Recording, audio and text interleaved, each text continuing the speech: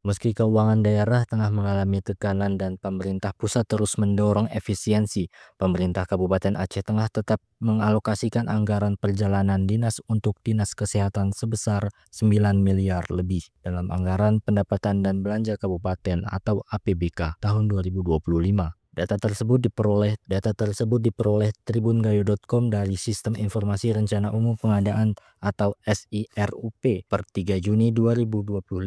Tercatat terdapat lebih dari 200 paket kegiatan perjalanan dinas yang tercantum, mencakup belanja perjalanan dinas reguler, paket meeting luar kota, paket meeting dalam kota, hingga perjalanan dinas dalam kota. Tingginya anggaran ini memicu sorotan publik, terlebih mengingat kondisi keuangan Aceh Tengah yang masih dibayangi defisit anggaran dalam beberapa tahun terakhir. Situasi defisit ini berdampak nyata terhadap pelayanan publik dan kesejahteraan ribuan tenaga kerja daerah. Menanggapi hal ini, Pelaksana Tugas atau PLT Kepala Dinas Kesehatan Kabupaten Aceh Tengah, Winarno, menegaskan bahwa dana tersebut bukan semata-mata untuk perjalanan kepala dinas, melainkan juga mencakup anggaran bantuan operasional kesehatan atau BOK. Yang perlu dipahami itu bukan hanya SPPD kepala dinas, tapi sudah termasuk anggaran BOK.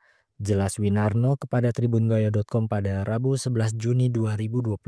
Winarno bersama Isma selaku penanggung jawab BOK menyebutkan bahwa dana tersebut diperuntukkan bagi operasional seluruh puskesmas di Aceh Tengah. Ia menjelaskan dalam pelaksanaan dana alokasi khusus atau DAK non-fisik, istilah perjalanan dinas dalam sistem aplikasi SIPD sebenarnya merujuk pada biaya transportasi petugas kesehatan. Pihak Dinas Kesehatan menambahkan bahwa sejak 2019 mereka telah mengkoordinasi dengan Badan Pengelola Keuangan Kabupaten atau BKK terkait penyebutan pos anggaran tersebut. Karena mengikuti petunjuk teknis, maka biaya transportasi dimasukkan dalam kode perjalanan dinas yang kemudian membuat jumlah anggaran terlihat besar. Dari Aceh Tengah, Romadani melaporkan.